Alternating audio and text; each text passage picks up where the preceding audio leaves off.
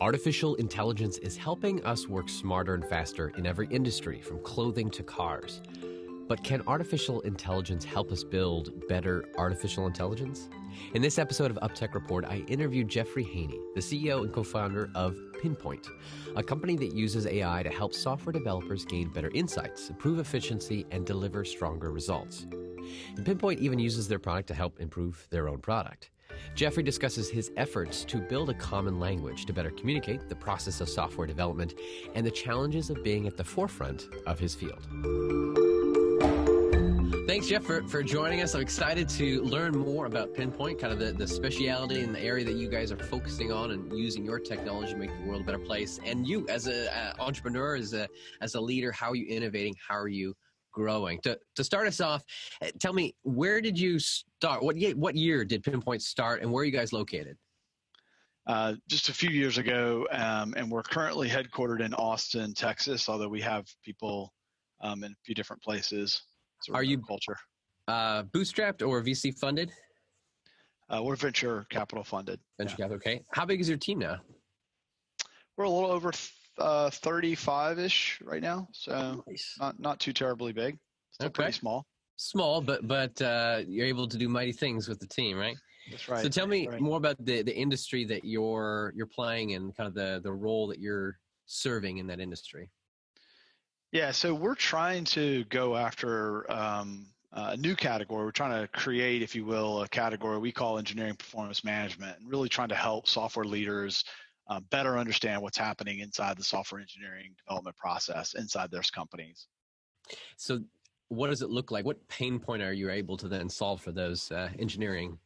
Yeah, so the biggest problem as an engineer, me and my co-founder started the company because we're engineers, longtime engineers, and have started many companies and really struggle with engineering itself because engineering is such a black box, right? And so we're trying to really help business people, technology leaders, really demystify, if you will, uncover what's happening inside the software factory. And the way we do that is we think about software as a pipeline. If you thought about software, sort of idea, at the end of the day, ideas sort of go into the top of the pipeline, and sort of what comes out hopefully is working product, free from defects, and doing all the fun, cool features that you'd built for it. Hopefully achieving the business outcomes. But the problem is sort of what happens in the middle of the pipeline is pretty mysterious, especially to non-technical people. And what we're trying to do is really help illuminate what happens inside that funnel or inside that software pipeline. And then by doing that, we can actually create, if you will, a common way that people talk about software as a business, and help them understand common vocabulary about how the software as a business operation works. What does the package or pricing and then the end solution for that, what does that look like for them? Yeah, I mean, it's a typical SaaS product, basically. So it's licensed on a SaaS annual subscription basis, delivered over the cloud, like most SaaS products. And it's priced on a sort of per user basis, the number of users that we track data against, so not the end users that use our product, but the number of sort of, if you will, data subjects or people that we track the data against. That's how we license it. How many customers do you have right now on your platform? We have a handful of customers, a few big customers. We're still in pretty early. We were in private alpha for a couple of years, and with some paying big customers that one of the challenges with building this type of company is a data analytics company, and you need real data, especially for building our machine learning. So we spent the first couple of years really just invested in a handful of companies that we could get their data, work with them, kind of refine the product. And over this past year, we've really started to add new customers and really looking to grow, if you will, the external opportunity. For one of your average companies, what's like the number of users that you end up tracking data for? Usually it's in the, we're trying to go after, a broader segment. So today it's usually in the multi-hundred size developers that they would have. A lot of our new growth and new pipeline that we're adding, a lot of interest is in smaller companies. So companies all the way down to 20, 30 developers. We found that it's been quite a good product. We use Pinpoint for ourselves. We like to say we're customer zero. And so, we're 20-ish engineers and data scientists. And so we've been trying to eat our own dog food and trying to build the product for ourselves first. with this idea that if we can use it ourselves and sort of, if it could scale, if you will, down to even relatively small teams, then you can certainly scale it up to much, much larger companies. As you get bigger, the problems, of course, get magnified and they become different in some ways, but the core infrastructure, the core algorithms, core data, things like that are pretty much the same, whether it's a 10-person development company or a 10,000. If you had to give an analogy to what this does for someone who's non-technical, how would you explain Pinpoint? I mean, I think the easiest analogy, especially for business people, is just Moneyball for software. If you sort of see what happened with baseball and professional sports in general, when analytics came onto the scene, many years ago now, but when analytics came onto the scene and we started really leveraging analytics for how we actually built high performance, teams, and how you pick players and how you sort of figured out sort of how to track and where to sort of play the game differently because of analytics. I think, engineering is probably a good analogy to that. If you just sort of use a sort of sports analogy. If I read correctly on your site, it's supposed to be very easy on the actual company that puts it in. It should just connect to the existing platforms and tools they're using and just tracks the data there. Did I capture that right? That's right. I mean, you could think of it like telemetry. So we sort of integrate into your existing engineering stack. So if it's a GitHub or a GitLab, or if it's a Jira, or if it's a whatever your CI/CD tool, et cetera. And so the first onboard is we basically, once you give us permission, usually via OAuth, or if you're on premise, you might use an API token or some sort of shared key.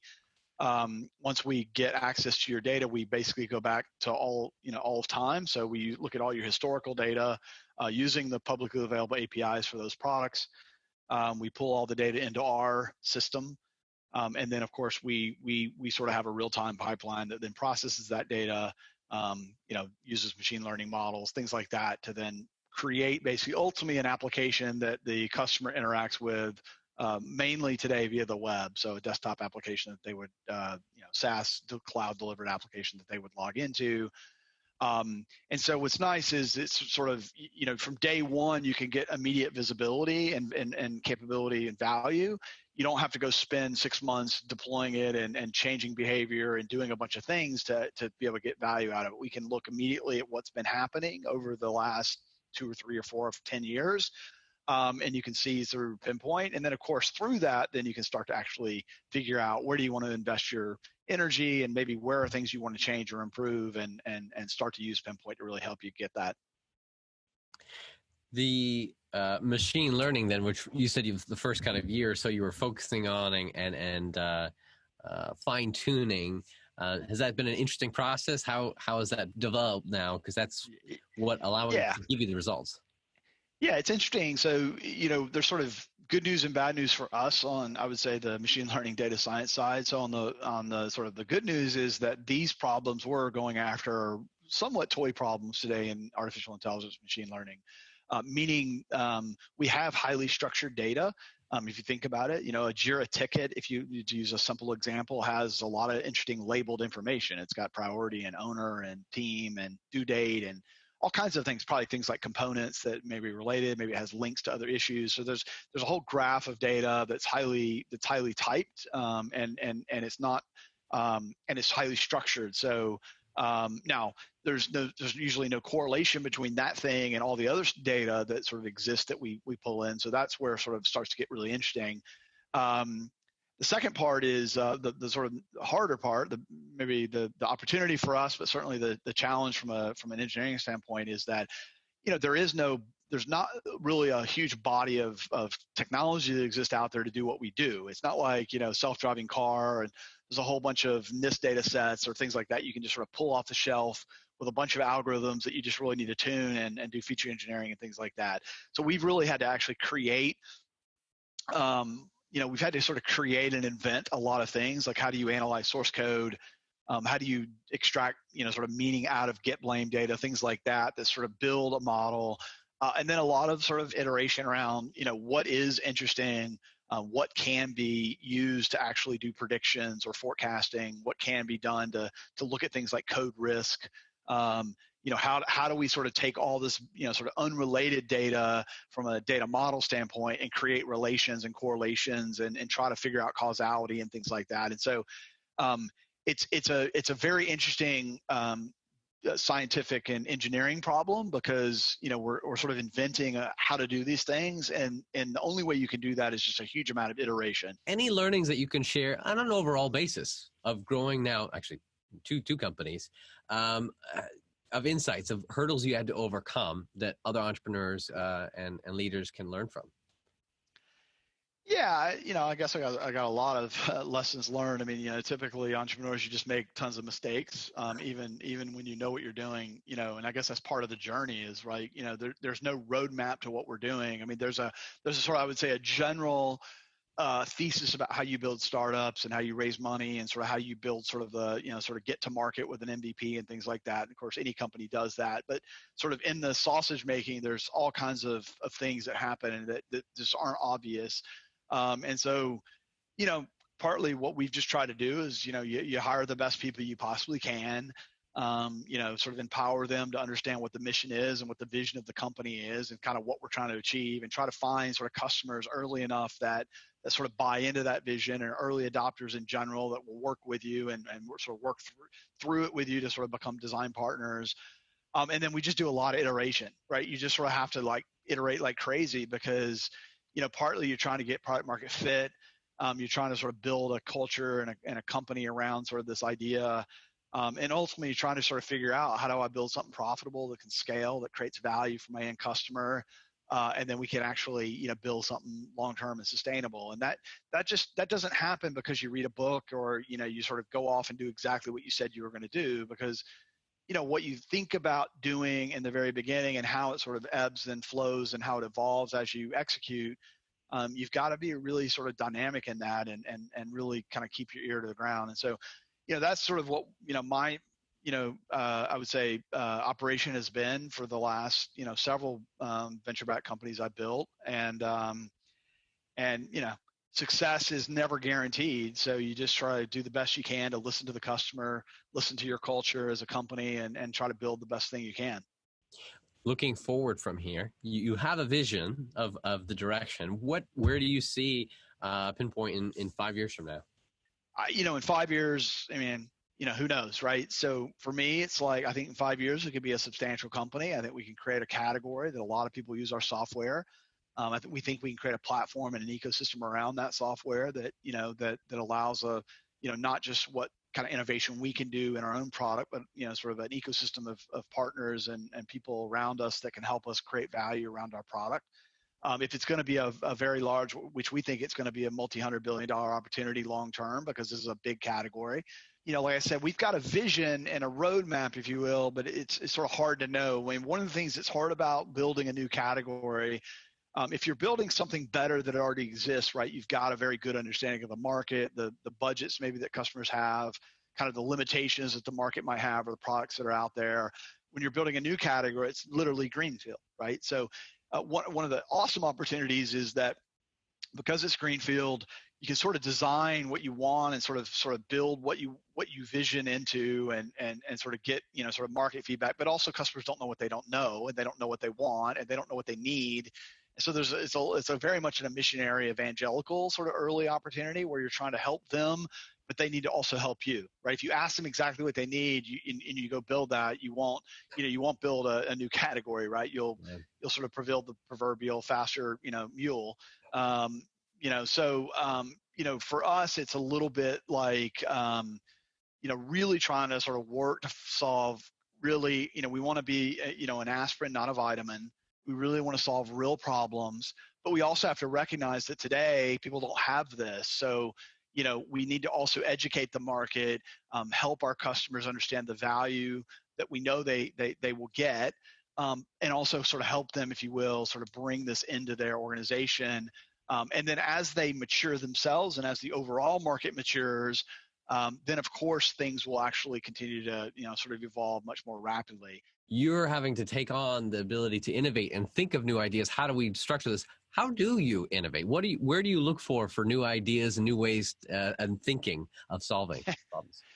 Yeah, so probably our biggest challenge is we have no shortage as entrepreneurs and technical entrepreneurs, and ultimately sort of the end user of a product like this is sort of no shortage of probably good ideas, and that's probably the hardest part we have, is really trying to distill like what is really truly a good idea and really innovative, because we can sort of virtually do anything, and probably we should virtually do very few things, and we should do very few things but do it really, really good. And that's probably the hardest part of any startup, right? We could do virtually anything, and we have sort of this unlimited supply of ideas and the data to sort of do interesting things. So trying to find, if you will, the sort of thread in the needle between, what you can do and what you should do, and where the highest value that really solves real problems to the customer, and what would sort of be a nice to have and maybe isn't really super valuable. You have to try a lot of things, which we do, get a lot of feedback, and then you have to be willing to sort of iterate and sometimes throw things away or start over from scratch. And that's kind of how we do it. Me and my co-founder have been pretty good at doing this for a long time. It's our third company together. We've been doing it a lot of time. And so, I think our willingness to sort of, be creative, but also sort of listen to the sort of customer, what the customer is asking for, not necessarily what they're saying they want, but sort of what their really problems are, what they're trying to solve for, and then trying to, build something towards that. And that's kind of how we do innovation. Any podcasts or books or audiobooks that you're reading or listening to right now? Yeah, in podcast-wise, I pretty much, my daily podcast is Software Engineering Daily, which is a pretty popular podcast Jeff does, and it's got a pretty good range of topics, more technical, and sometimes there are some business or product-oriented conversations, but often they're more technically inclined, or new products or new ideas and things like that. So that's one vehicle for me to kind of keep in touch with what's happening and new information that's happening kind of real time. I do listen, shamelessly, I listen to, Andreessen Horowitz's, they have a pretty good podcast, and they have some pretty good content, especially for startup oriented entrepreneurs that are thinking about how do you build scale companies. And so I'd say those are probably the two biggest things that I'm focused on from a podcast. I do listen to a ton of podcasts. Those are the things I try to listen to on a podcast basis. Thank you so much for sharing all this great insight. Where can people go to learn more, and what would you recommend as the first step for them? Yeah, it's easy. Just go to pinpoint.com. First step would be, read some of our content, give us feedback, tell us what you're thinking about, and we'd love to help. And awesome. I'm easy to find on Twitter and pretty much anywhere else. So Haynie. Have you seen a company using AI, machine learning, or other technology to transform the way we live, work, and do business? Go to uptechreport.com and let us know.